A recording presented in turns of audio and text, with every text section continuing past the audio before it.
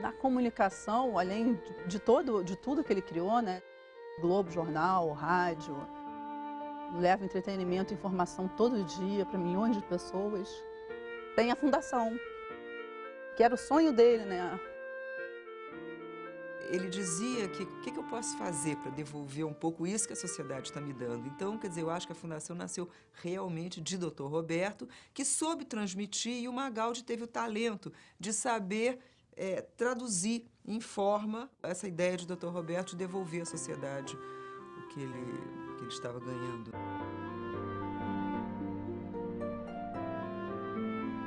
Todo o desenho da Fundação, todas as ideias de educação, tudo surgiu de conversas dele com o Magaldi. A área de patrimônio é uma área que ele gostava muito, a recuperação da memória nacional. Então eu acho que a Fundação criou um know-how, a gente restaurava e entregava. Aos poucos foi se percebendo e o uso? Restaurar só por restaurar não salva o monumento. Ele tem que se inserir na comunidade.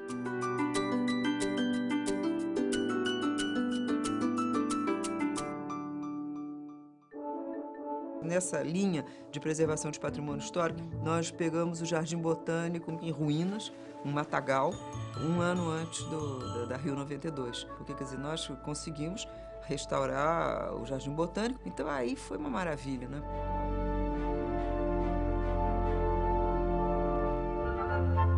Mas a Fundação amplia o conceito de patrimônio. Valoriza a comida, as festas, as danças, preserva a memória nacional.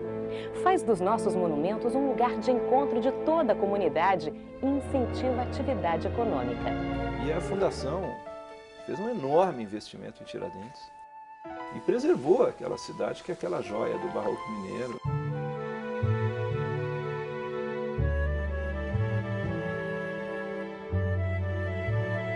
Então a Fundação começou em várias direções, muito com patrimônio, ecologia e outras atividades.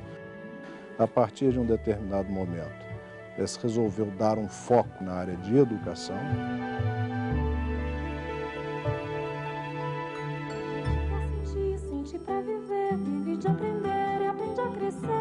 Foi um pedido do Dr. Roberto de fazer um telecurso que fosse exibido em todo o Brasil. E nós pegamos os melhores professores, que eram PhD. Nós fomos implementar o telecurso no estado da Paraíba. Ele disse, tudo bem. Em quantos estados do telecurso está? Eu disse, olha, está em São Paulo, está no Rio, está em Minas, disse outro estado. Aí ele olhou para mim e disse assim, por que não está em todos os estados? Isso com 93 anos, né? Ele disse, Joaquim, o tempo é meu inimigo. Faça em todos os estados e rápido. Um aparelho de TV pode transformar lugares, comunidades, mudar o rumo de muitas vidas.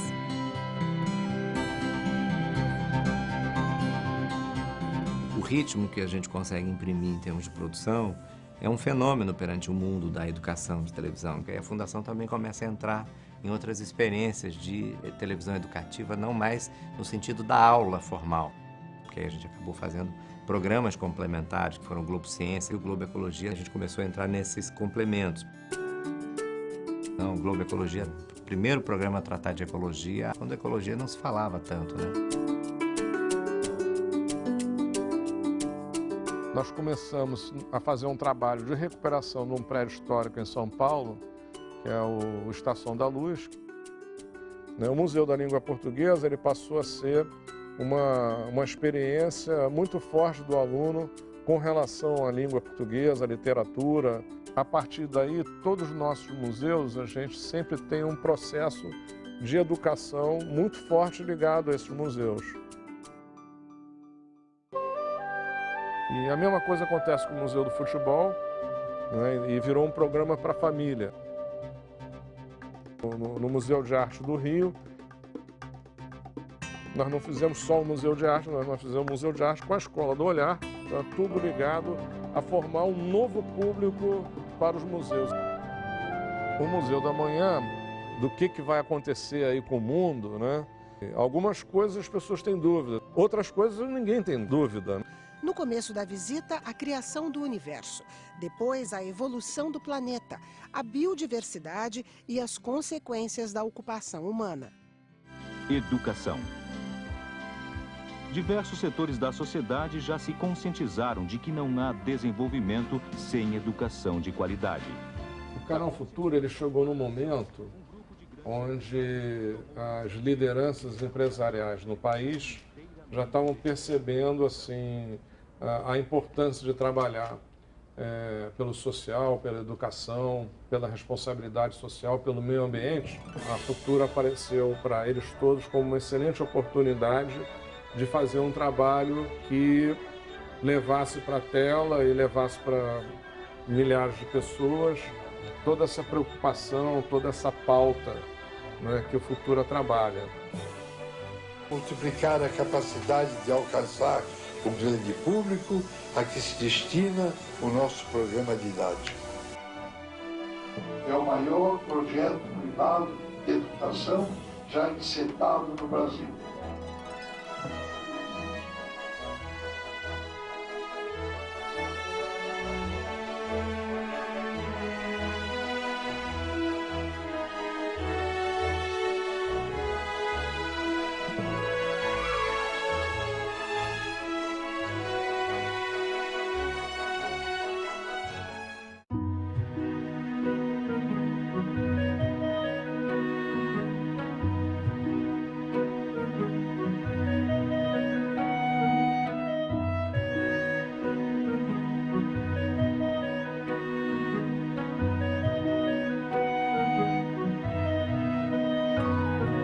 A coleção dele é realmente assim, é uma coleção do que ele gostou. Você vai lá, você vai ver, aquele é o gosto do Dr. Roberto Marinho.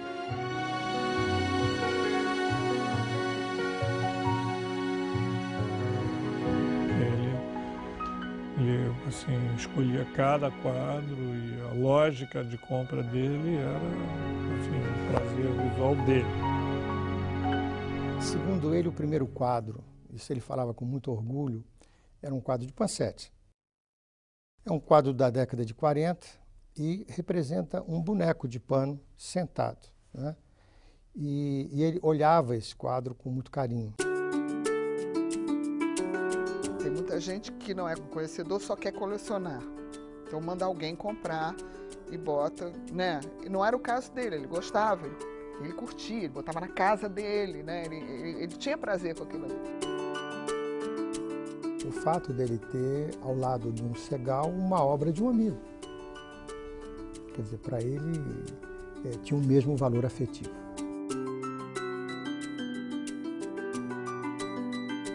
Ele começou a colecionar muito cedo e foi amigo de alguns pintores. Frequentava a casa dos pintores, comprava os quadros dos pintores. Comprava as obras na época no ateliê do Portinari. No ateliê do... Guiar não tinha ateliê, Guiar era um andante, né? E tem obras dedicadas ao Dr. Roberto Guiar. E com isso ele conseguiu começar a comprar alguns quadros que hoje em dia são muito importantes, ainda num preço totalmente barato, né?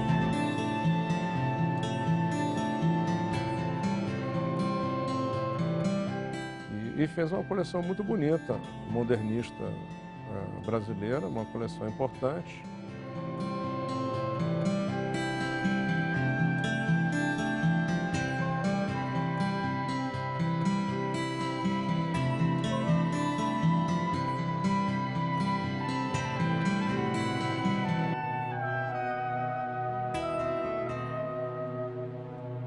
Ele tem uma coleção também abstrata bastante importante, né? Uma parte construtivista, outra parte só abstrata.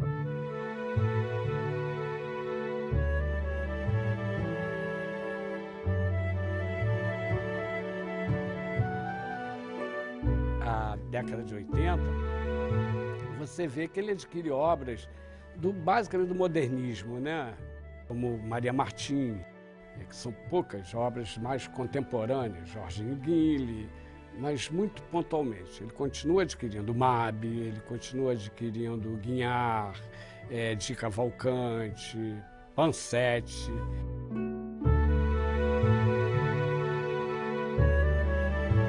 A piscina e a roda da Costa foram adquiridas direto também no Salão Nacional de 1941. E é incrível que você vê que o Dr. Roberto, eles emprestam obras de arte desde sempre.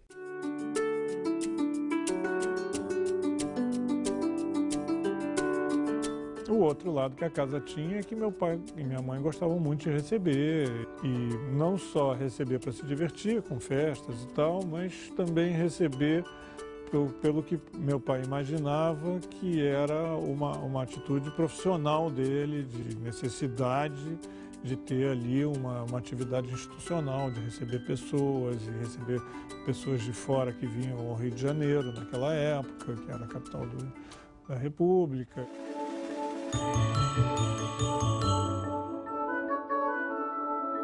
É interessante que a casa tem um auditório, né, que é o cinema, e a porta de trás ela se abre para fazer peça de teatro. Então fica um palco, um pouco ao ar livre e ao mesmo tempo para dentro. Então são coisas fantásticas, né? Por exemplo, que ele fazia saraus em casa com Pixinguinha, o conjunto do Pixinguinha que tocava, né? Você encontra, por exemplo, apresentação de teatro com Tônia Carreiro, e naquela época existia um contato muito grande entre os editores de jornais e a intelectualidade, escritores. Era um convívio muito grande, né? Isso estimulava o Dr. Roberto, que ele se animava nessas conversas porque fazia ele um pouco voltar no tempo aos amigos como o Schmidt, ao Nelson Rodrigues, ao Pongetti, que ele citava muito. Ele gostava muito dos autores brasileiros, Graciliano Ramos, Manuel Bandeira. Certamente conviveu com todas essas personalidades. Ele sempre foi um homem assim, muito curioso com relação à intelectualidade brasileira. Ele lia bastante. Como garoto, ele lia muito, na juventude, um bom período da vida dele, e lia todos os jornais, era uma pilha de jornais, enfim.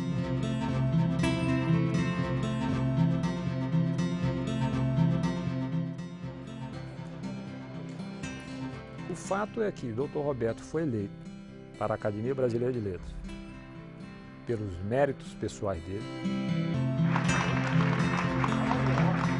Eu achava que era o caso, que não merecia, não sei, não tinha uma obra suficiente para que justificasse. Ele, acho que mais por modéstia, ele não considerava assim a hipótese. Quando alguém tentava conversar com ele desse assunto, ele desconversava. E aí, num determinado momento, ele começou a aceitar a conversa.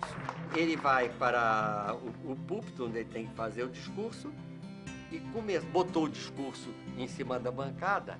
Eu vejo que ele começa a fazer assim. Eu digo, não está achando os óculos. Um silêncio tremendo. Ele não está achando e eu acho que não vai achar, acho que ele não trouxe. Aí eu peguei e disse, bom, não tem outra saída. Tirei os óculos do bolso, levantei e disse, olha aqui, Roberto, talvez seja um quebra-galho para você. Ô, Zé, não está, não. Porque esse fardão é um negócio meio complicado. Sei lá se tem bolso por dentro.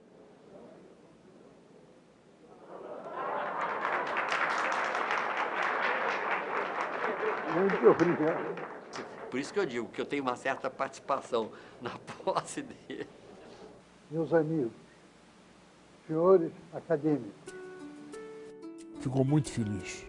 Em suma, ele gostava da conversa de todos eles. Então ele reunia, ele convidava muito pessoal para ir na casa dele. Ele lhe gostava muito também. Ele considerava que era assim uma consagração para ele estar ali naquele meio, junto com para aquelas pessoas, os intelectuais todos. Ele considerou aquilo uma honra para ele.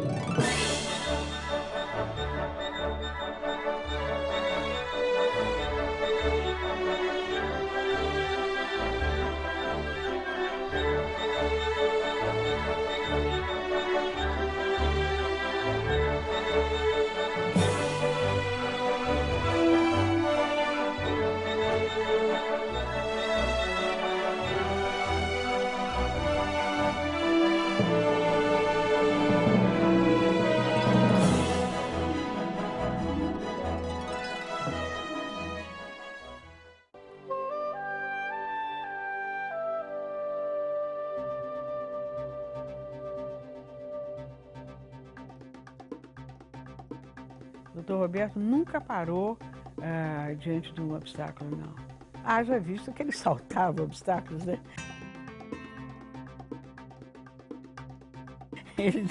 Ele não fazia corrida de cavalo, não, ele fazia salto.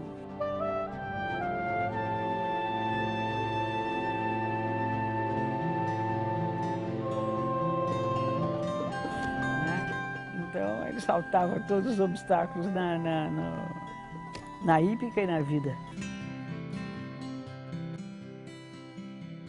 Sempre foi um homem firme, segura da rédea. Ele sempre dizia o seguinte, cavaleiro é o que sabe segurar na rédea do cavalo, né? Ele foi sempre assim. Não é à toa que ele foi campeão de hipismo durante 5 anos, campeão brasileiro. Tem foto dele montando o cavalo. Montou até 70 e poucos anos, que aí era arriscado mesmo, que ele já não tinha perna para se segurar direito no cavalo. Imagina, para ele montar sem saltar não existia. Esse negócio de ficar montando, passeando, não achava a menor graça. O negócio era saltar.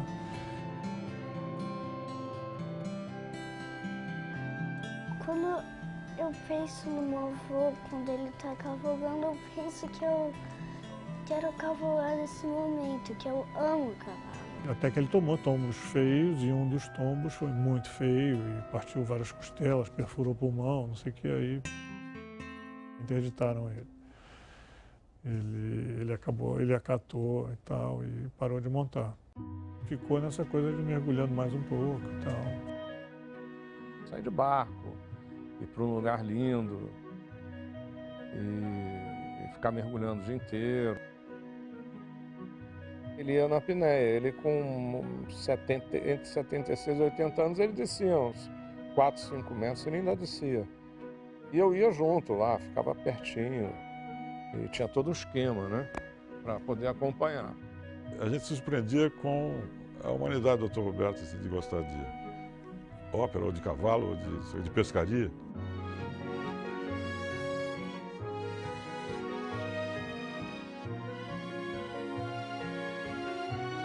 Eu escutei muita história dele de pescaria, pesca submarina.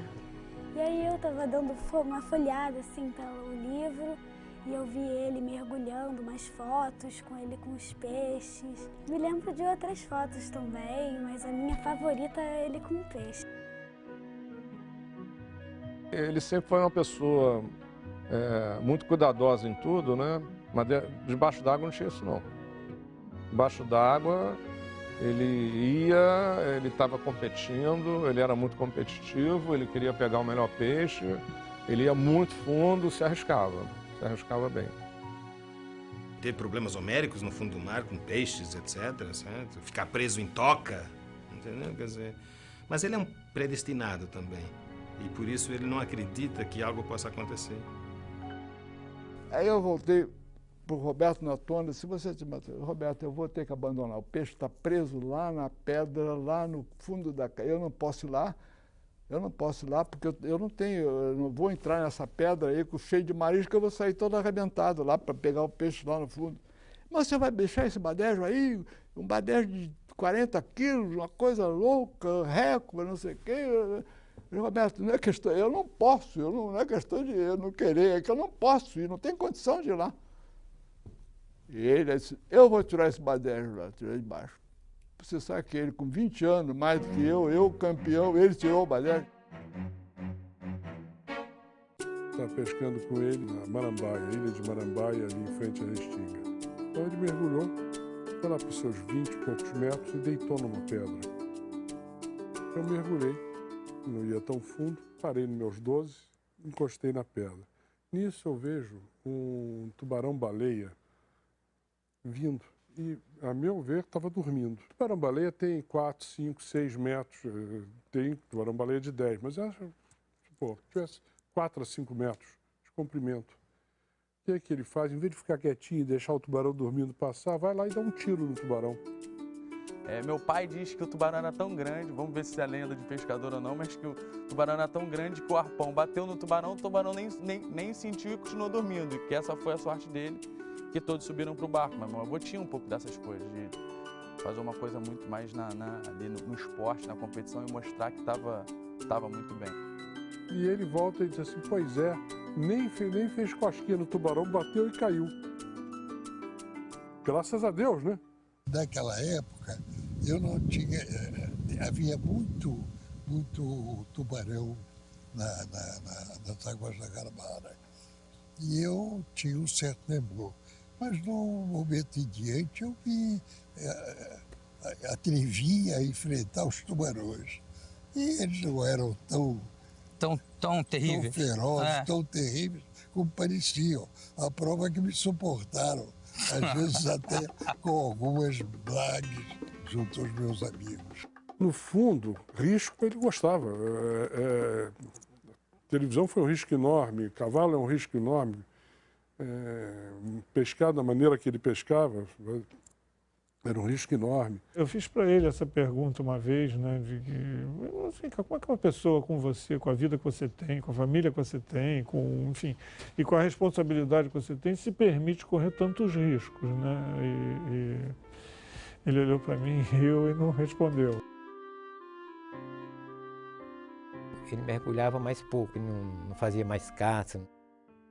Lá em Angra a gente pegava o iate, ia lá para a Ilha Grande, Ilha da Jiboia, para aqueles lados lá, tinha uma parte lá que ele gostava de mergulhar, porque a água era tão clara que você via ele descendo e depois ele subia. Era o momento que ele ficava com ele mesmo. E aí era o momento que ele pensava e que vinham as soluções na cabeça dele. Ele sempre me disse isso, ó, estou no fundo do mar, né? Claro que tem a competição de pegar o peixe, aquela coisa toda. Mas se eu entro com um problema, quando eu saio eu tenho a solução.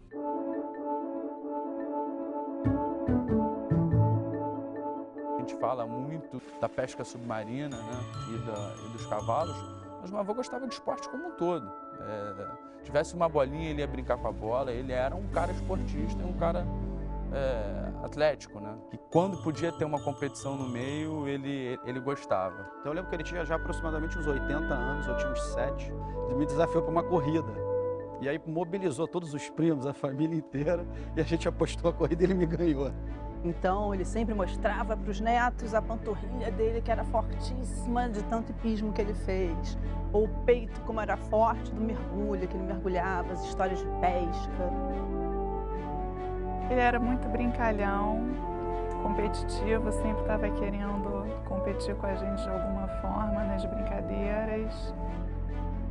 Quando ele soube que eu tinha aprendido a jogar gamão, eu era bem novinha, assim, bem criança. E aí, imediatamente, me desafiou para uma partida. O fato é que eu ganhei a partida, foi um alvoroço danado. Eu fiquei achando que ele tinha deixado eu ganhar e toda a família falou, imagina, de jeito nenhum, ele é super competitivo e nunca ia te deixar ganhar.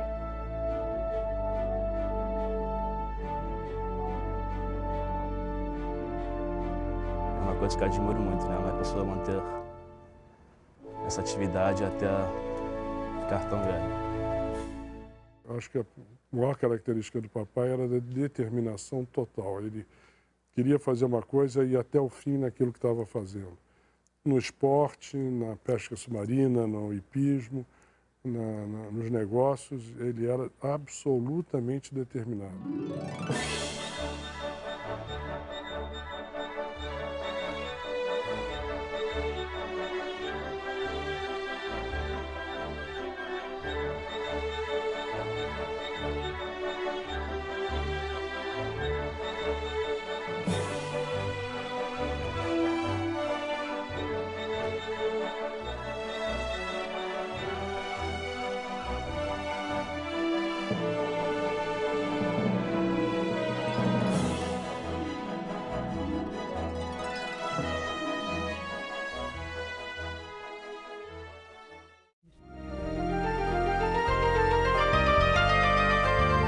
19 de fevereiro de 72, as atenções do país estavam voltadas para a cidade de Caxias do Sul, no Rio Grande do Sul, na Festa da Uva, a primeira transmissão experimental a cores da TV brasileira. A cor não chegou, ela foi imposta, né? Faz parte também do milagre brasileiro. O público eufórico, os câmeras nervosos. O Brasil estava vivendo um momento de uma situação financeira extraordinária e o governo militar resolveu que a televisão brasileira tinha que ser televisão colorida, porque havia um momento de uma mentalidade de primeiro mundismo, nós vamos chamar assim. Mas a televisão, a coisa assim, ou vocês fazem a televisão colorida, ou nós vamos caçar o canal. Então nós tivemos que mergulhar na televisão colorida, inaugurada até para agradar o nosso ministro da época, o Gino Cossetti, transmitindo a Festa da Uva, na qual a filha dele era a rainha.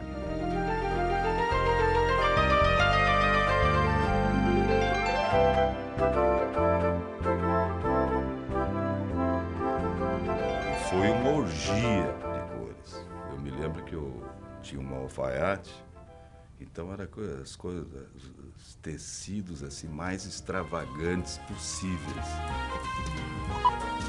Com o tempo fomos aprendendo a lidar com as cores, né? Me lembro que o programa do Chacrinha, que foi o que estreou. Realmente, cabeça fria e cuca quente. Alô, mulheres, cheguei, chorei, baixei, saravei. Alô, Sebastião, você gosta de televisão? Alô, Gabriela, você gosta de novela? Vem aqui, minha filha, vem aqui, vem aqui.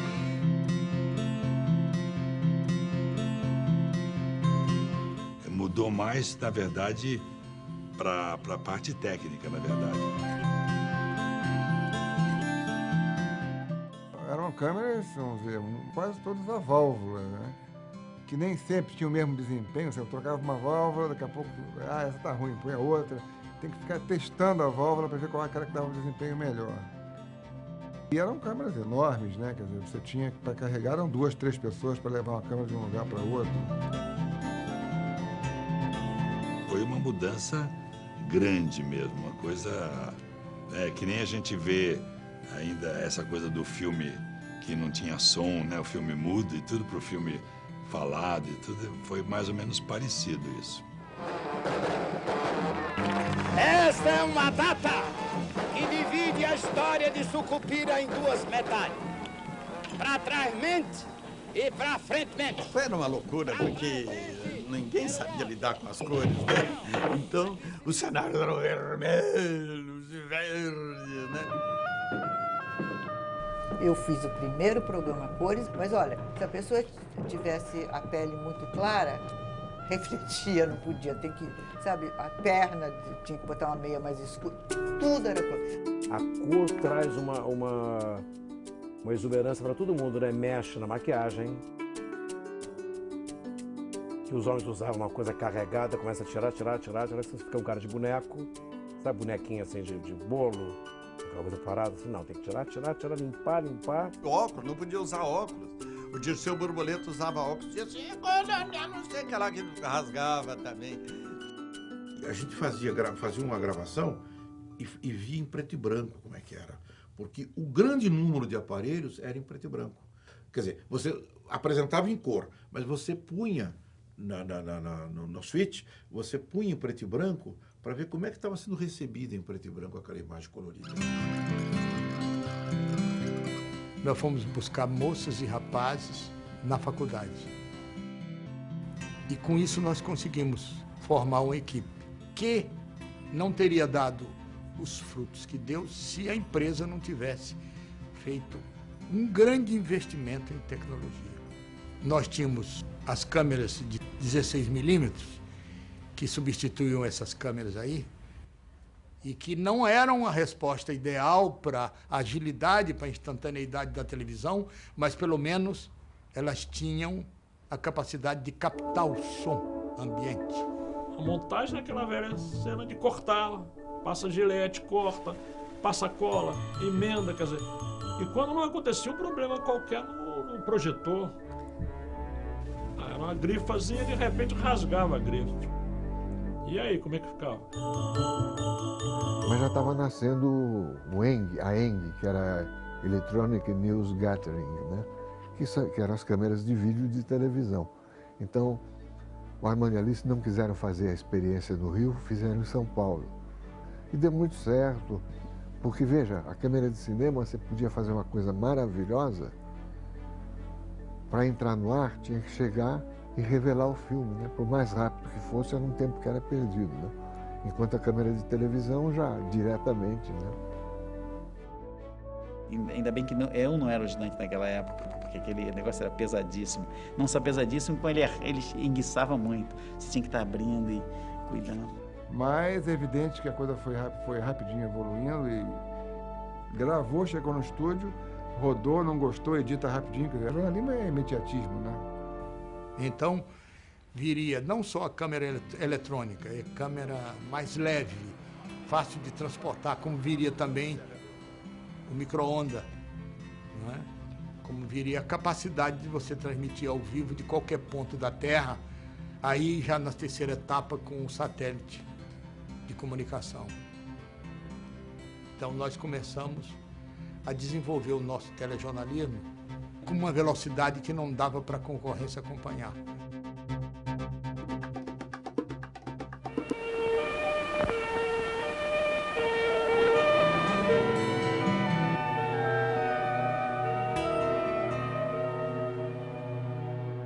A TV Globo pegou fogo.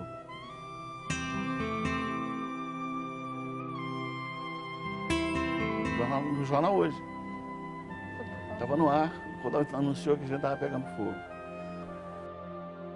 Aconteceu em junho de 1976 e acabou o equipamento da TV Globo. Ele invadiu rapidamente os corredores que eram estreitos, invadiu as salas e o pessoal que estava lá começou a quebrar as vidraças todas que batem para o Marte. Que agora está tudo fechado ali, mas ali era aberto, eram vidraças, eram janelas. Começaram a quebrar as vidraças porque já estavam se sufocando lá dentro. E tinha um armário perto da sala do Boni que a gente guardava as fitas ali dos programas que deveriam ser exibidos na semana. Corre para cá, corre para lá, tira a gente. Nós estávamos todo mundo lá de fora. A gente precisa quebrar isso aqui porque todas as fitas do Casarão e de Saramandaia estão aqui. Saramandaia estreia segunda. Caraca! Aí a gente foi, quebrou. Nós fizemos aquele mutirão, aquele bando de gente, tirando todas as fitas.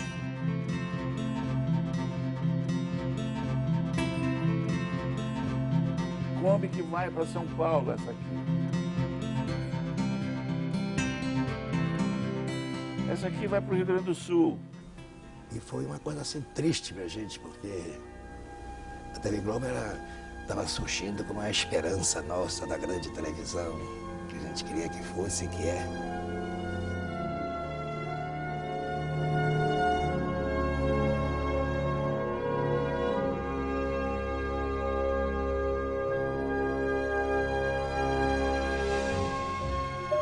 Aí o Casarão foi para o Rio Grande do Sul montar lá na RBS.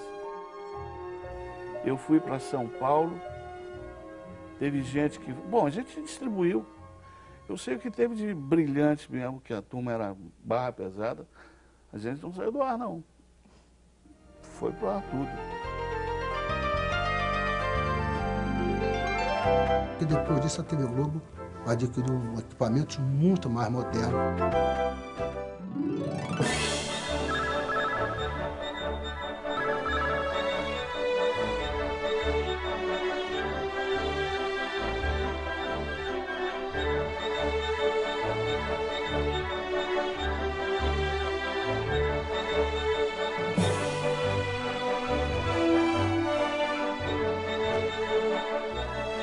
A gente tem o cabo, você tem a Globo News, o esporte tem o Sport TV, que é da Globosat, mas é feito pela TV Globo.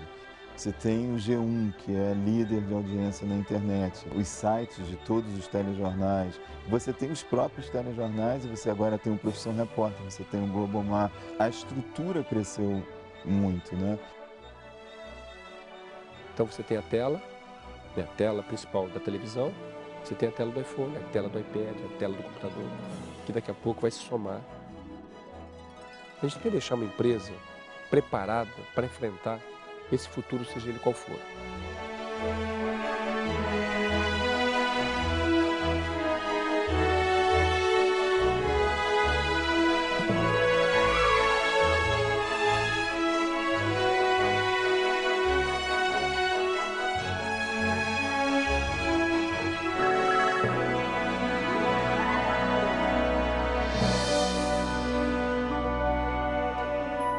Se você vê no arco do tempo ele tendo que se endividar inteiramente para manter a TV Globo viva, e era a TV Globo naquela época, Rio de Janeiro. 30 anos depois, a inauguração do Projac, que é um espetáculo.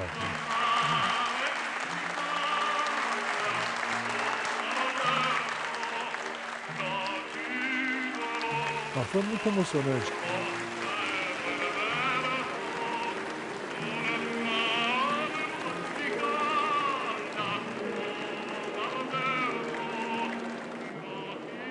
Na hora do discurso ele engasgou e tal.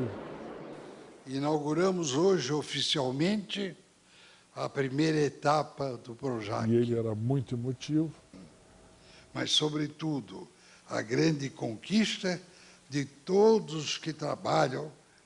E aí eu fiz um gesto para ele. E aí eu digo, não, está tudo ótimo, vai em frente. Na Rede Globo.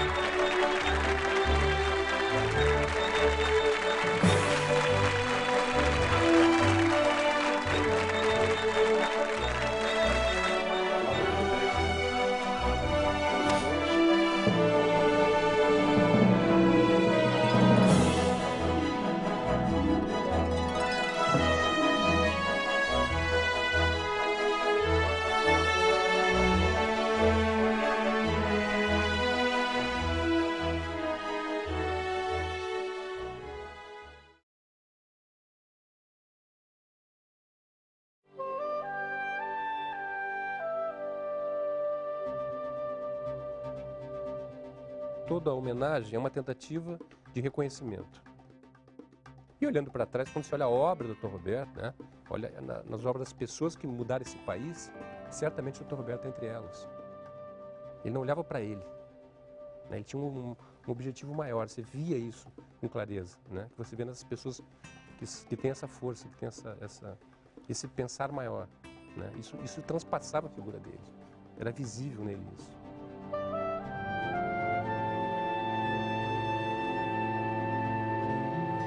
Ele tinha muitas coisas interessantes para contar e contava histórias de fatos muito importantes, mas sem arrogância nenhuma. Ele não era o protagonista, ele estava sempre descrevendo as coisas que os outros tinham feito. Uma coisa que sempre me surpreendia era a forma que ele ainda falava do pai, né? Ele falava sempre papai, com carinho. E para mim, quando eu era criança, era muito engraçado ver um sujeito de 80 anos contando histórias sobre o pai com esse carinho, né? Falando sempre de papai, de papai. Era quase uma forma dele se tornar mais novo, né? Sempre lutou muito pelos seus ideais, eu acho. E essa história do tempo e não ter medo de fazer as coisas independente da idade. Mas ele não admitia conversar, ele dizia que o homem era feito para viver 120 anos. E vivia menos porque não se cuidava. Ou porque não fazia exercício, ou porque comia bobagens, etc. Mas que ele, como se cuidava, viveria no mínimo 120 anos. A vida do tio Roberto é misturada. Ele não é um cara que saía para trabalhar. né? Aquilo ali não era uma obrigação pão nosso de cada dia. Aquilo ali era a vida dele. Ele tem uma casa, ele tinha que ter, porque ele tinha que ter um lugar para dormir, para comer, para viver, né? Mas a paixão dele mesmo, a coisa toda dele era com trabalho, né? Era com as organizações, primeiro o jornal, depois a rádio, enfim. Acho que a lembrança mais forte que eu tenho era da hora do Jornal Nacional, que ele juntava todo mundo na sala de televisão e assistíamos todos juntos ali os 30 minutos do jornal. Mesmo crianças e menores, ficávamos todos quietinhos, curtindo aquele momento. Acho que a paixão pelo jornalismo é a lembrança mais forte. E eu acho que ele sempre quis passar isso pra gente também, como é que foi a construção lá atrás, como é que foram os primeiros anos do Globo e depois como é que nasceu a TV Globo, né? Criou essa grande empresa no Brasil, que hoje é tão importante. Eu acho que ele sempre tinha uma visão junto com a TV, com o jornalismo, que ninguém teve. E como ele colocou isso em prática. Correr risco para ele era uma coisa normal.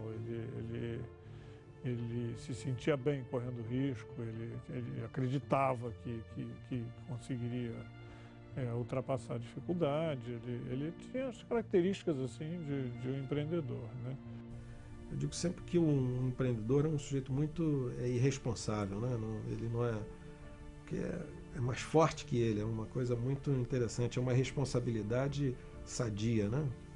Que às vezes bota todas as fichas em cima de uma coisa só e porque ele acredita e a coisa dá certo, né?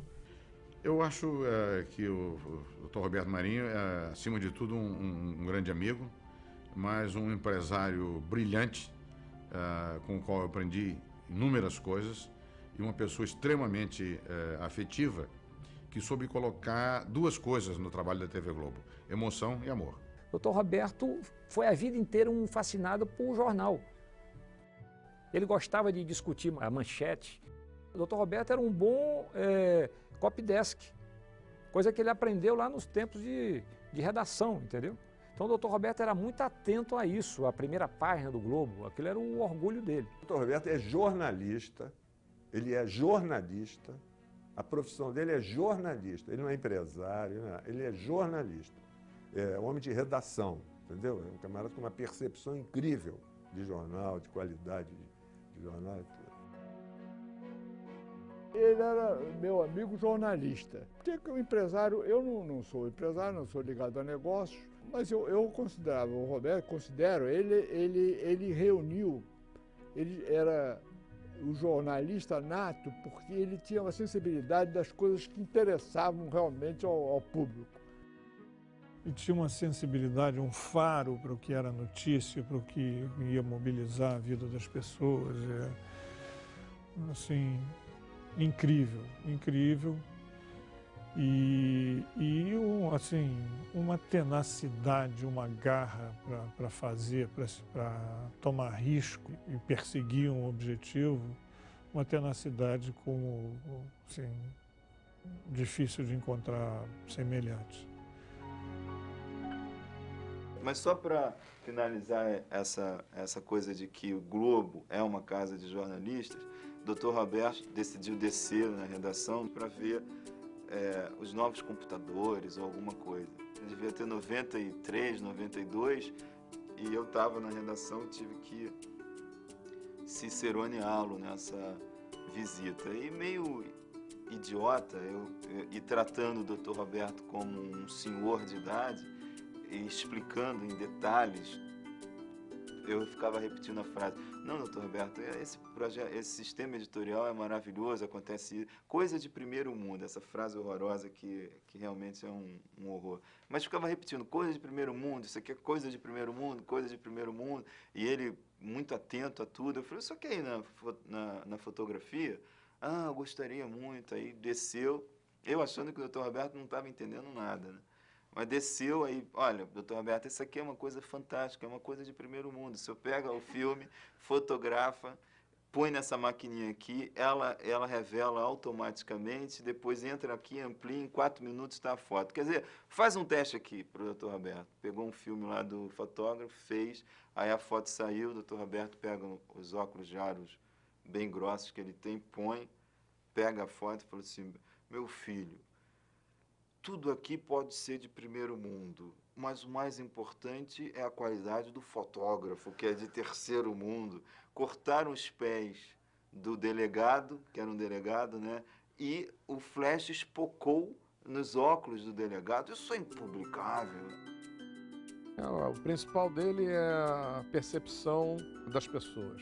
Ele lia a pessoa em pouco tempo. Percebia a capacidade da pessoa numa conversa de meia hora.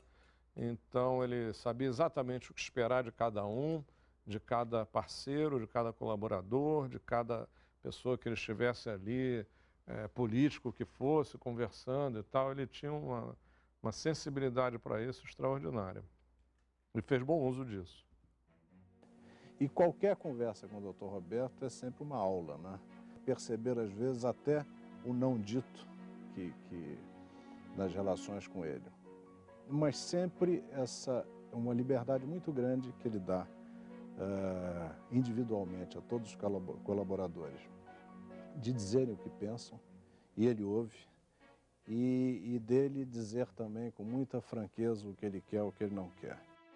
A minha liberdade de escolha de temas era quando secava a fonte dele, o que era muito difícil. A fonte dele estava sendo abastecida pelas informações que ele tinha de primeira ordem, né? Coisas que pessoas que falavam com ele diretamente, ministros, presidentes, etc. Era um homem extremamente bem informado. Consequentemente, eu não podia ter qualquer pretensão de ter melhor assunto que ele. O que ele podia era conter os meus arrobos quando eu queria escolher coisas que não coincidiam com o que ele sabia. De maneira que ele, às vezes, me corrigia porque não era bem assim, isso está sendo assim, quer dizer, porque ele era mais informado do que eu, embora eu procurasse me informar. Ele gostava de convencer as pessoas, né? Ele adorava uma discussão, adorava um debate, uma discussão, pontos divergentes e tal, ele gostava. Desde que fosse mano a mano também. Ele não gostava de reunião, detestava reunião. Negócio de reunião de diretoria e tal, com ele nunca teve. Na frente de outros ele não se sentia bem, ele aí se retrancava e se defendia, né? Se você estivesse sozinho com ele, podia discutir qualquer coisa, divergir dele e tal, e aí ele adorava. Ele sentava na sua mesa e tinha a cadeirinha, aquela cadeira clássica, assim, meio à sua direita, e ele puxava você para sentar e tinha aquele teu tempo 1 a 1 com ele. Sempre muito calmo, sempre muito tranquilo. Formal, né? Uma avó era muito elegante, saía impecável de casa. Ele disse que a vaidade faz a pessoa se sentir bem, o orgulho nunca.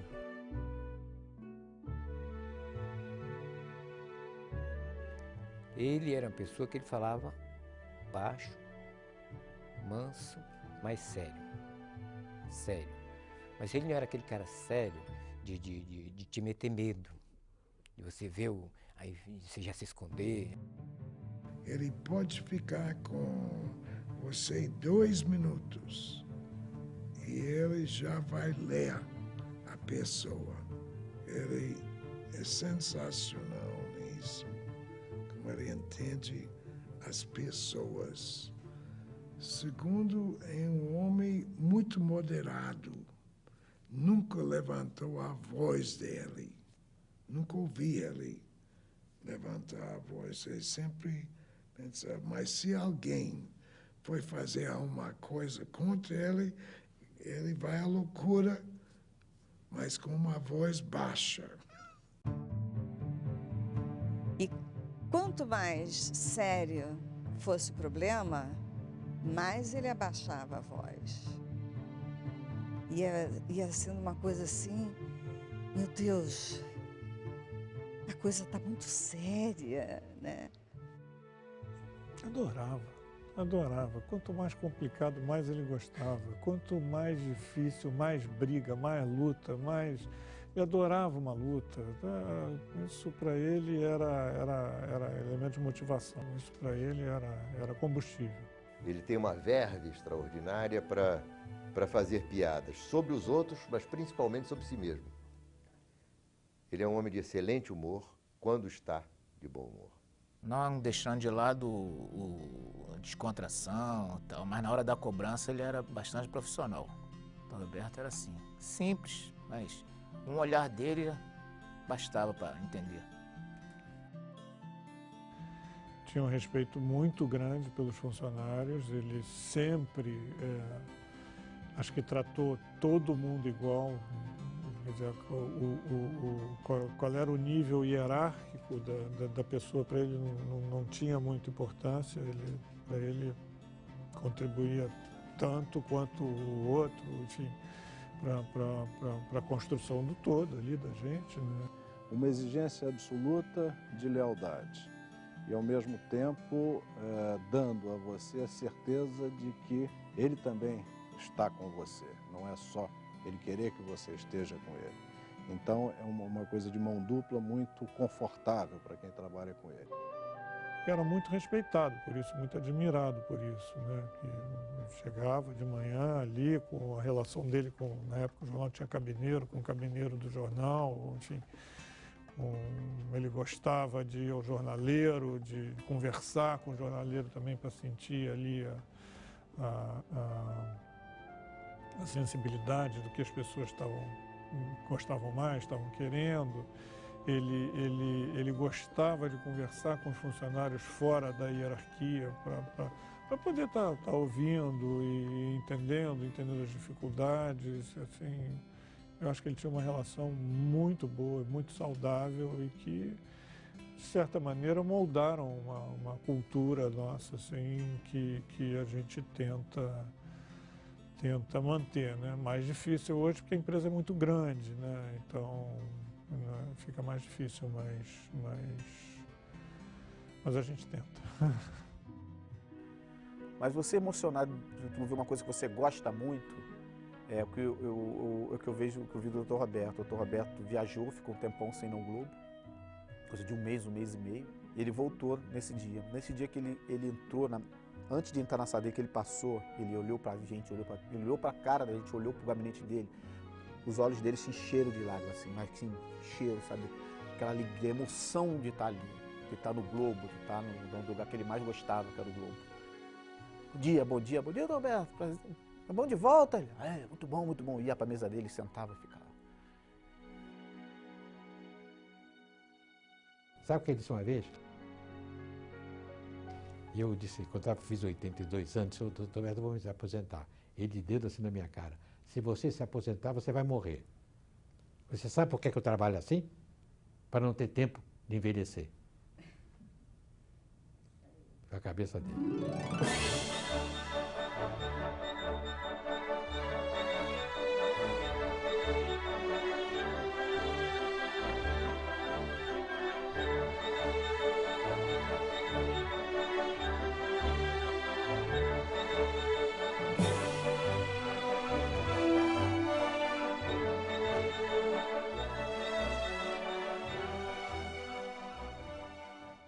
Nós vamos rever Ayrton Senna, Ulisses Guimarães, Patrick Swayze, José Vasconcelos, Chico Buarque, Paulo Coelho, Jean-Claude Van Damme,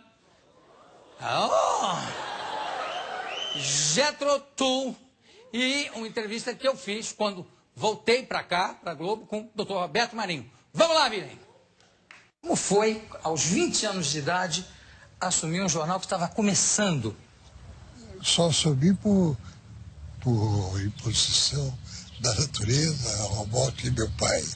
E até então eu procurava estar sempre junto de meu Marinho e, se possível, copiar as suas grandes tiradas jornalísticas.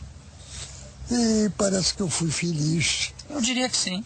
E ajudado também pelas dificuldades que apareceram com a morte de meu pai.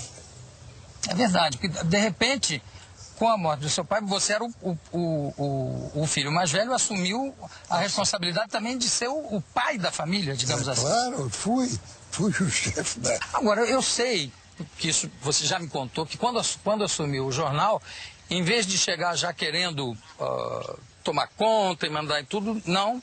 Você durante um tempo ficou observando, vendo, aprendendo. Foi bastante humilde. E não por uma encenação, mas na realidade, com a necessidade de ser humilde. Porque era muito difícil a estrada que nós íamos seguir. 7 de agosto de 2003. Sepultado no Rio de Janeiro, o jornalista Roberto Marinho. O Jornal Nacional mostra como o Brasil se despediu do criador das organizações Globo. O velório do jornalista em casa, com a família e os amigos. O cortejo fúnebre acompanhado das homenagens de cidadãos. A reação do povo brasileiro, dos artistas e esportistas, dos empresários e sindicalistas, dos chefes dos 3 poderes. E a vida do jornalista que ajudou a contar a história do nosso país. Veja também a votação da reforma da Previdência em Brasília, com mudanças durante a madrugada. E no Pan-Americano de Santo Domingo, o ouro conquistado pelos jovens do basquete. 7 de agosto de 2003. O Jornal Nacional está começando agora com a despedida do seu criador.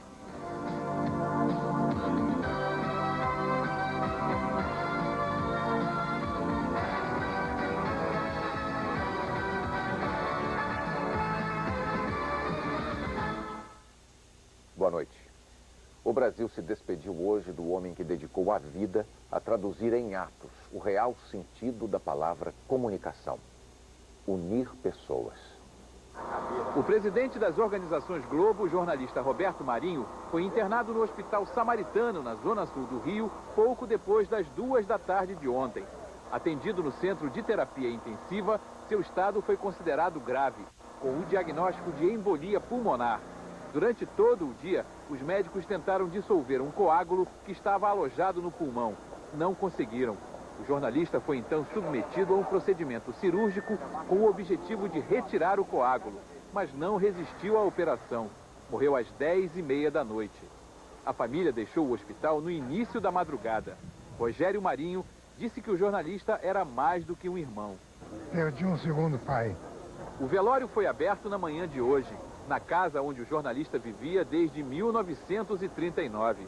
Os jardins ficaram tomados pelas coroas de flores enviadas por amigos e organizações do Rio e de outras cidades. Centenas de pessoas foram prestar suas homenagens ao presidente das organizações Globo. O ex-presidente Fernando Henrique Cardoso lamentou a morte do jornalista Roberto Marinho. Ele sempre foi um amigo. Era um homem simples, um homem direto, e um homem que tinha energia, que acreditava nas coisas que ele fazia, acreditava no Brasil. Estiveram presentes funcionários, ex-funcionários, diretores e ex-diretores de todas as empresas das organizações Globo, além de políticos de todos os partidos, artistas, colaboradores e escritores. Me parece excepcional é trazer para o centro do debate brasileiro as parcelas mais abandonadas brasileiras. Você vai a qualquer ponto do Brasil, as pessoas hoje têm um vocabulário, têm uma gramática política, uma consciência brasileira que não tinha antes. Ele expande esse Brasil, ajuda a expandir esse país. Eu me lembro quando eu cheguei na TV Globo, um dos primeiros sucessos foi o Malu Mulher, que foi um programa que o Dr. Roberto tinha muito orgulho, que recebeu 7 prêmios internacionais e que valorizava o autor nacional, o ator nacional. E daí já começou a carreira internacional da Rede Globo. O presidente Luiz Inácio Lula da Silva suspendeu a agenda em Brasília e veio ao Rio, especialmente para se despedir do jornalista. Foi uma homenagem eloquente. Ele trouxe consigo 5 ministros de Estado, além dos presidentes do Senado, José Sarney, e da Câmara, João Paulo Cunha. O presidente cumprimentou a viúva e os filhos e se emocionou. Na saída, falou sobre como evoluíram as suas relações com o jornalista. Eu tive 2 grandes momentos. Um em Paris, quando discutimos as eleições de 89, e outro na sede do Globo, quando discutíamos a participação dele no impeachment do Collor. E eu acho que os 2 momentos foram importantes, porque conhecendo melhor as pessoas é que a gente pode analisar o que leva as pessoas a tomarem as grandes decisões. Por isso eu acho que o Brasil pede hoje um grande homem. Eu acho que a gente não mede as pessoas por divergência política, a gente mede as pessoas pela importância que as pessoas tiveram naquilo que se propuseram a fazer. E o Dr. Roberto Marinho foi, inegavelmente, um dos maiores homens de comunicação da história desse país.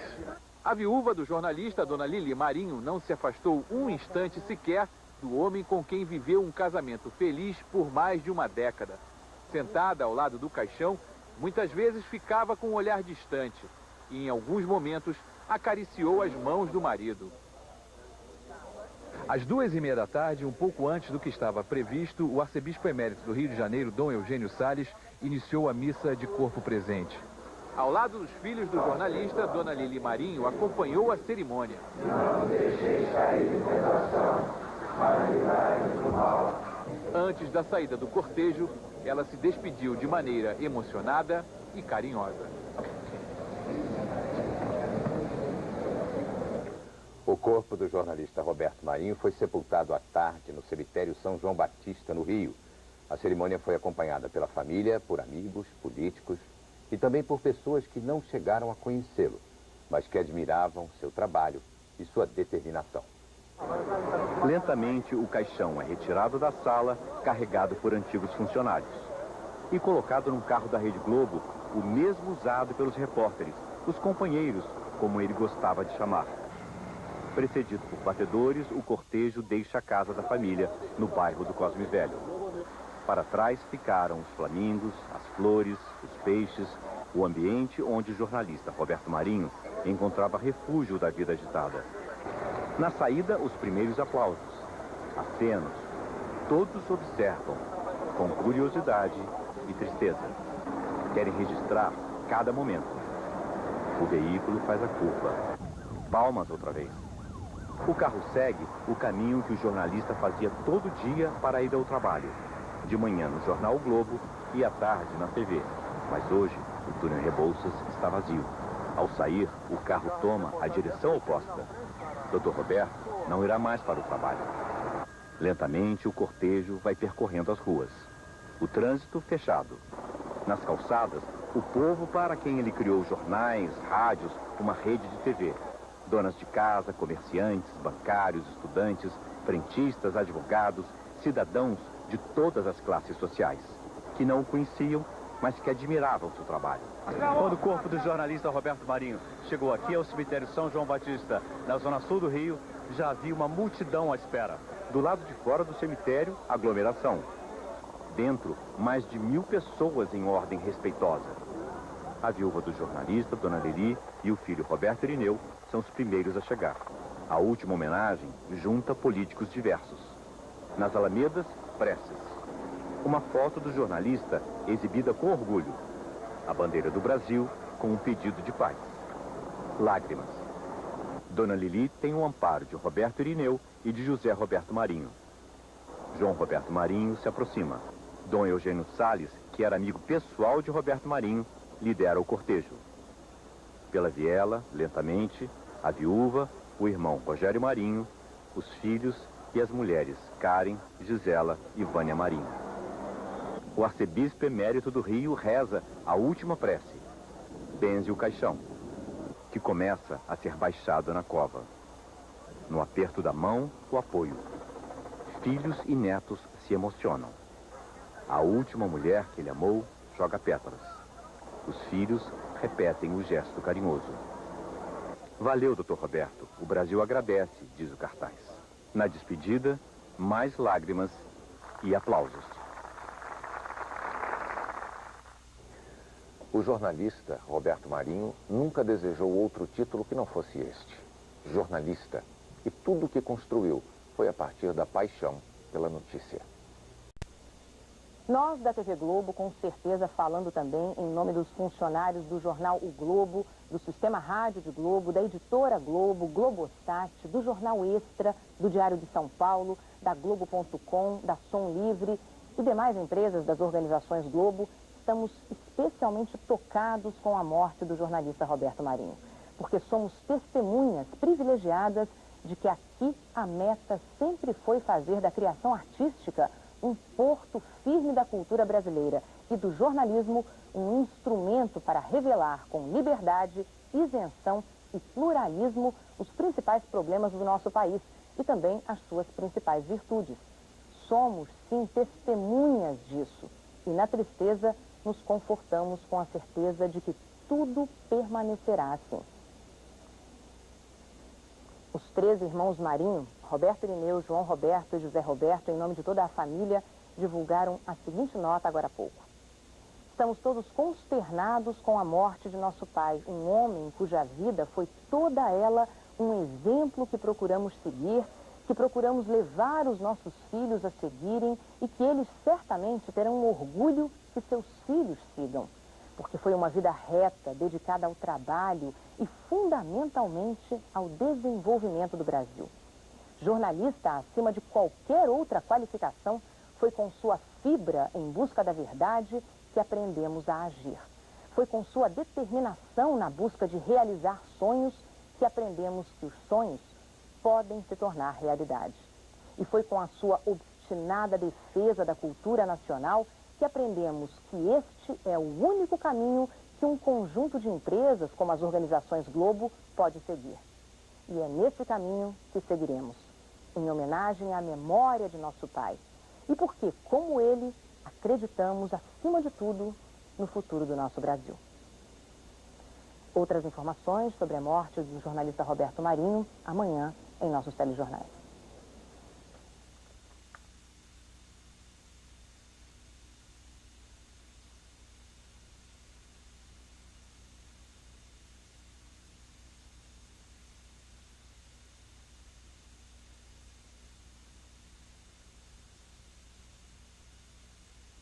Jornal da Globo. Oferecimento Banco Rural. Relacionamento. Nosso maior investimento.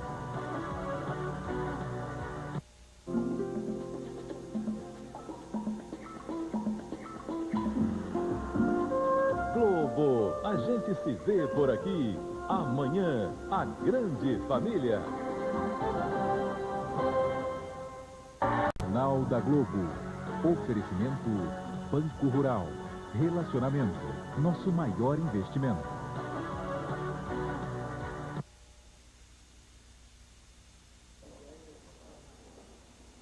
A televisão brasileira está de luto. A cultura nacional está de luto. A imprensa, o jornalismo e o mundo dos homens de ideias, os empreendedores, que com seu esforço e talento constroem este país.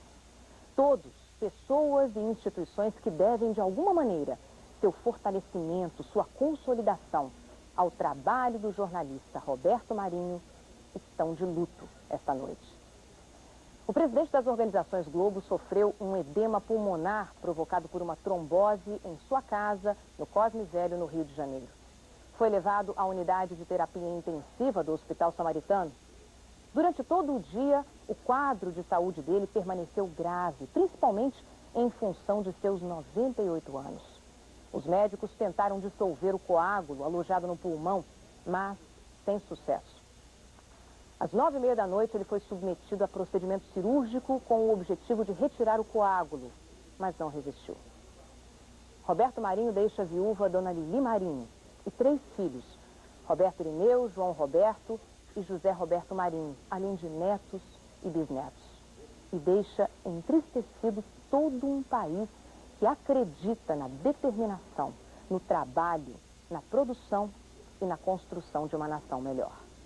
Para entender o empresário que aos 60 anos, poderoso e realizado no comando de um império radiojornalístico, inaugura a TV Globo como quem começa tudo de novo, é preciso entender que antes do empresário realizado e sessentão, o homem ainda era, em sua essência, um jovem repórter. O mesmo jovem repórter que aos 20 anos, tendo acabado de perder o pai, o célebre jornalista Irineu Marinho, recusou a direção do jornal como herança gratuita. O jornal O Globo tinha sido fundado 21 dias antes da morte de Irineu Marinho. A primeira decisão do herdeiro Roberto Marinho foi delegar o comando do jornal ao redator-chefe e fazer da redação a sua escola. Mesmo depois de assumir a direção de O Globo, o jornalista sempre falou mais alto que o empresário. Quando caiu o presidente Washington Luiz, Roberto Marinho, já diretor do jornal, rumou para o palácio como repórter furão, espalhando galhos de árvore no caminho do automóvel presidencial. O jornalista Roberto Marinho conseguiu o flagrante, que no dia seguinte ocuparia a primeira página inteira. Foi a audácia do repórter que fez o empresário escrever a mais bem-sucedida história da comunicação no Brasil. Homenageado em Paris pela Universidade de Sorbonne, Roberto Marinho definiu jornalismo como um exercício de audácia. O jornalista tem se atrever a interpretar a opinião pública, a correr o risco de falar em nome dela. Dessa paixão pela informação vinha sua autoridade, expressa sempre em voz mansa, despida de arrogância. Amava este ofício de contar a vida porque amava a vida. Gostava de trabalho, mas sabia viver. Suas paixões iam além da notícia. Jovem, gostava de velocidade, de esportes e ficou solteiro até os 40 anos de idade. Como pai, foi o melhor exemplo para os filhos. Com Dona Estela teve Paulo Roberto, morto muito jovem, Roberto Irineu, João Roberto e José Roberto. Não por acaso, os 3 filhos se tornaram jornalistas. Como amante do esporte, praticou mergulho e se dedicou ao hipismo. Como homem, casou-se pela segunda vez com Dona Ruth e se apaixonou pela última vez na flor da terceira idade, com 86 anos, e se casou com Dona Lili. Do jornal para o rádio, do rádio para a televisão, da TV para os tempos de internet, o jornalista Roberto Marinho nunca deixou de se atualizar. Com a Fundação Roberto Marinho, ampliou suas realizações e pôde influir cada vez mais generosamente nas questões sociais do Brasil. Uma obsessão: preservar o patrimônio histórico do país e educar. Viveu uma biografia do século XX, mas não escolhia parceiros por afinidade ideológica. O talento, o mérito e a competência sempre foram reconhecidos pelo chefe Roberto Marinho.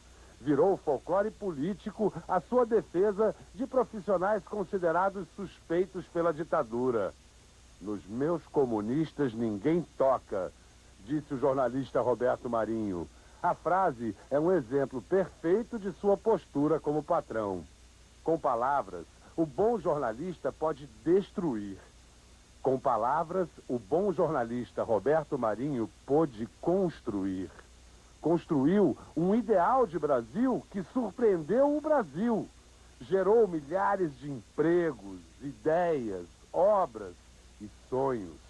Seu maior feito talvez tenha sido criar as condições para que outros pudessem realizar outros ideais.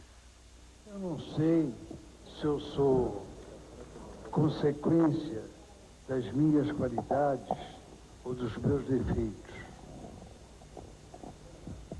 As minhas qualidades são conhecidas por poucas pessoas que convivem comigo. E os meus defeitos são apontados por muitas pessoas que me desconhecem. Eu não sei se devo preferir o conceito das pessoas que me desconhecem ou daquelas que convivem comigo. Filhos do jornalista Roberto Marinho, Roberto Irineu, João Roberto e José Roberto, divulgaram hoje uma carta. É a ampliação de um compromisso com o povo brasileiro, como forma de agradecimento. Neste momento de extrema dor, a manifestação de respeito, carinho e admiração do povo brasileiro pela figura de nosso pai nos comoveu, nos emocionou e nos consolou. A imagem de 2 estádios de futebol logo após o anúncio de sua morte, com jogadores, árbitros, dirigentes e, fundamentalmente, o povo prestando um minuto de silêncio, é uma cena que guardaremos para sempre em nossa memória. Da mesma forma, foi eloquente o minuto de silêncio que a Câmara dos Deputados também fez em homenagem a Roberto Marinho, interrompendo uma votação importante, envolvendo pontos de uma reforma tão polêmica como a da Previdência. Também as palavras sobre a sua importância, vindas de jornalistas, de artistas, escritores, políticos, empresários, esportistas, gente do povo, nos tocaram profundamente. Seremos eternamente gratos por esses gestos. Mas mais do que nos consolar, todas essas manifestações reforçaram em nós a convicção de que a morte de Roberto Marinho só aumenta a nossa responsabilidade, porque deixam claro que o povo brasileiro reconhece espontaneamente, não somente a relevância de nosso pai para a vida do país, mas principalmente de sua obra. Uma obra que sempre se pautou pela defesa do patrimônio nacional, da cultura brasileira e dos valores mais caros ao Brasil. O povo brasileiro se vê em nossos jornais, rádios, televisão, internet, na Fundação Roberto Marinho. Porque somos brasileiros trabalhando para brasileiros. Quando hoje avaliamos o legado de nosso pai, temos orgulho de todos os nossos veículos, seja a Globo, ou seja o Globo, o jornal O Globo, onde tudo começou, ou o Extra e o Diário de São Paulo, iniciativas mais recentes, ou o Sistema Globo de Rádio, a Editora Globo, a Globosat e a Globo.com. Porque todos retratam e defendem o nosso país. A TV Globo é uma emissora com 6 horas diárias de jornalismo de qualidade no ar e com uma produção artística genuinamente nacional, em volume sem igual no Brasil. É nela que o nosso povo se informa e se diverte, o que a torna um fator importante de integração nacional. Tudo isso demonstra que a obra de nosso pai é uma contribuição decisiva para a manutenção da nossa cultura e para a defesa dos valores democráticos do nosso povo. A vida de Roberto Marinho foi, sem dúvida, vitoriosa, e esta é a imagem que o povo brasileiro guarda dele. Mas ele foi vitorioso também porque soube superar, uma a uma, as crises, algumas graves que se puseram em seu caminho. Em nosso longo convívio, aprendemos com ele a buscar sempre a verdade, a fazer tudo com a qualidade que o nosso povo exige e com a ética de que não podem abrir mão os homens de bem. E com ele aprendemos como manter no rumo as empresas vitoriosas que fazem parte das organizações Globo. Obstáculos virão, mas como nosso pai saberemos superá-los. Porque também com ele aprendemos a lição mais importante. A obra de Roberto Marinho partiu de um ideal dele, mas só pôde ser concretizada porque foi o resultado de uma aliança entre jornalistas, artistas, escritores, profissionais da cultura e o povo brasileiro. Não somente preservar, mas ampliar essa obra é o nosso compromisso. E ela será ampliada, não apenas porque este é o nosso desejo, mas porque pretendemos manter intacta esta aliança que a originou. Esta é a nossa intenção, esta é a nossa determinação.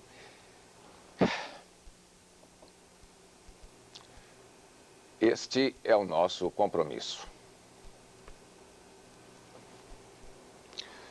Eu vou concluir. Assinam a carta Roberto Irineu, João Roberto e José Roberto Marinho. Até amanhã. Até amanhã.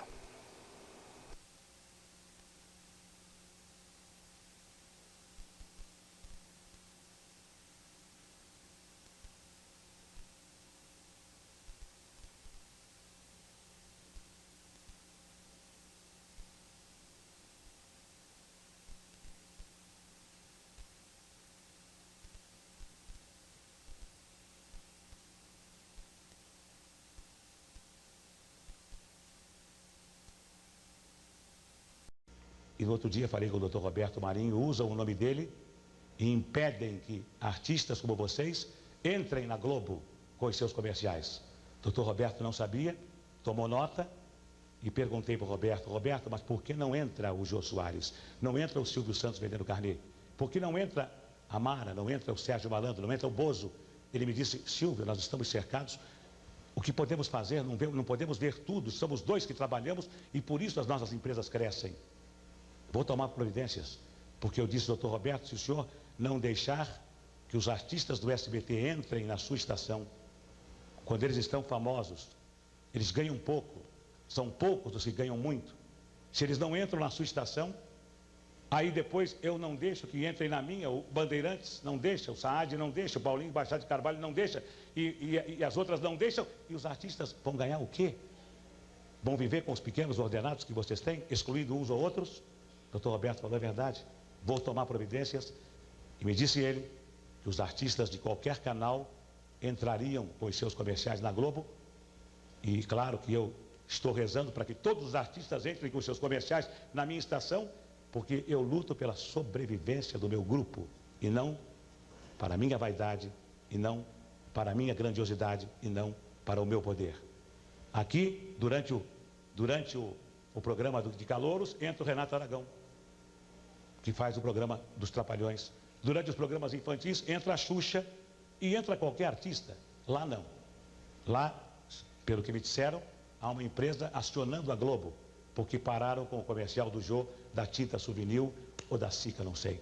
Mas o Dr. Roberto não sabe. Usam o meu nome, usam o nome de Cristo, usam o nome do Dr. Roberto. É um espinho, como em todas as profissões, há espinhos e há pétalas. Mas, Dr. Roberto, eu uma vez contratei o Sérgio Chapelin. Sérgio Chapelin eu contratei porque ele disse para mim que ele queria ser animador de programas, queria ser apresentador de programas. Numa das vezes que veio receber um troféu aqui, o público delirou porque ele é um rapaz bonito. Ele veio porque ele queria realizar o sonho dele.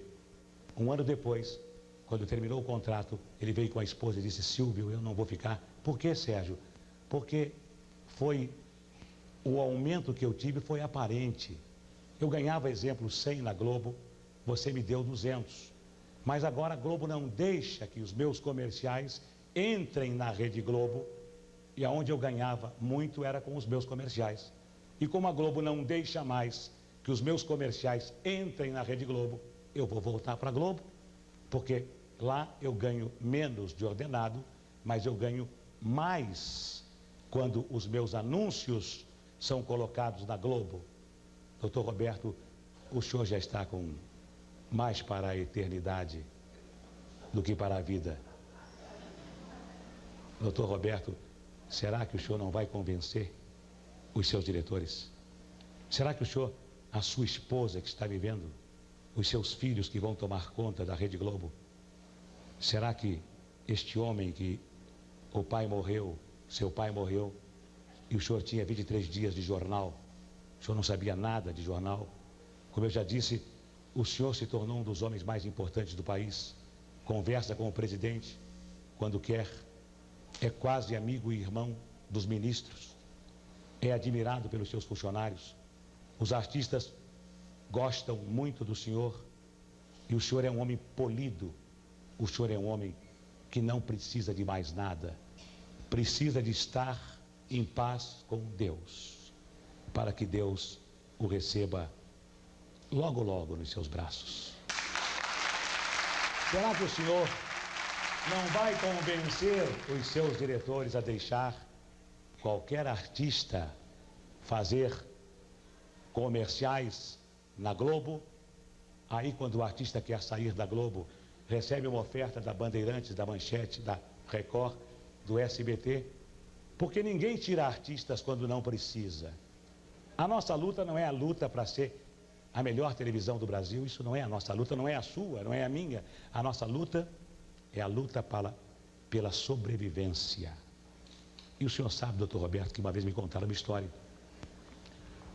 O que é uma família?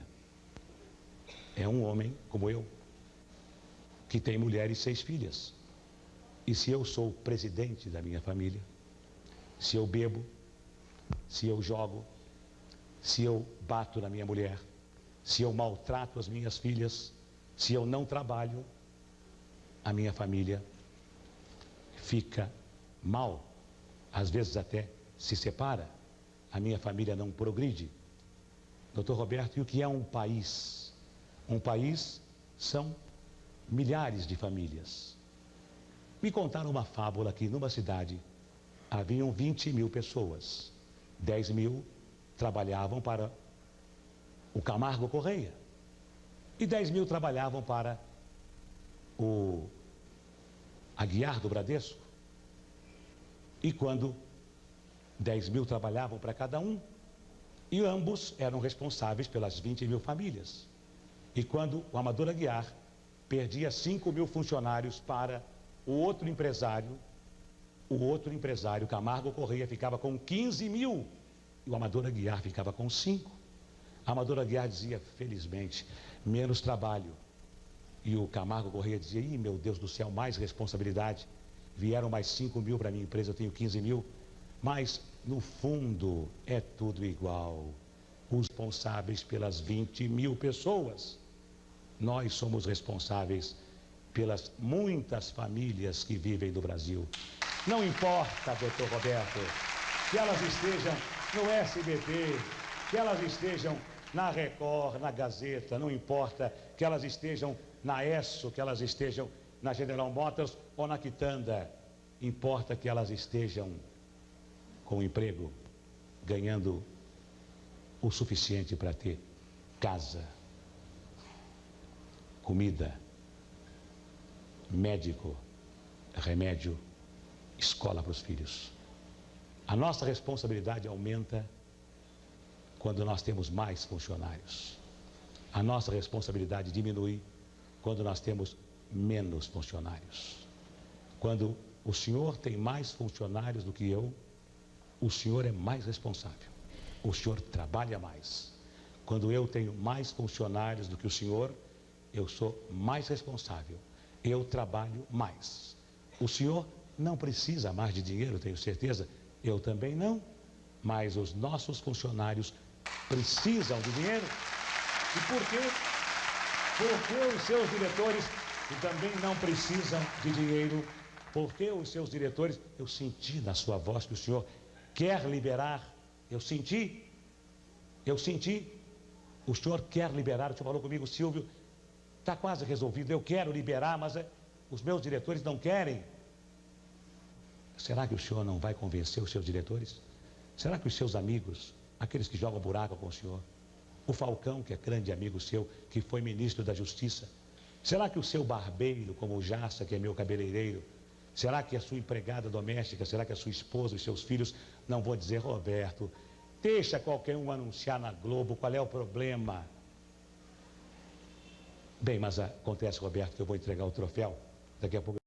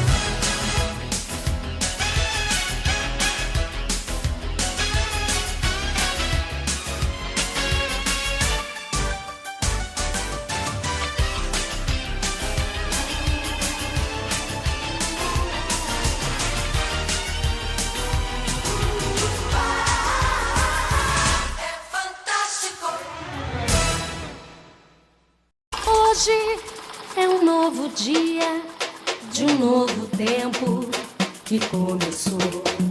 Nesses novos dias, as alegrias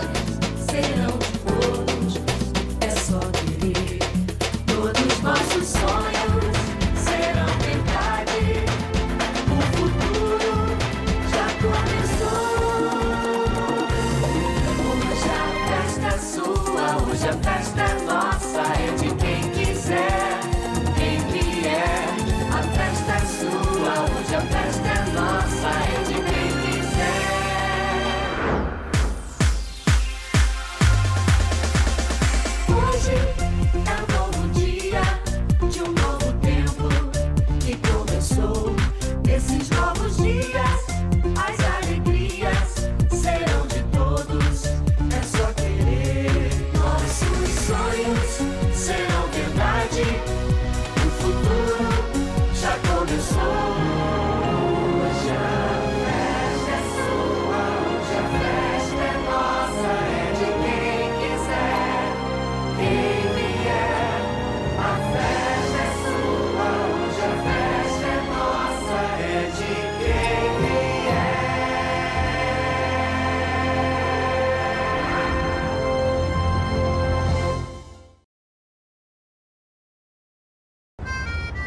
Hoje é um novo dia de um novo tempo.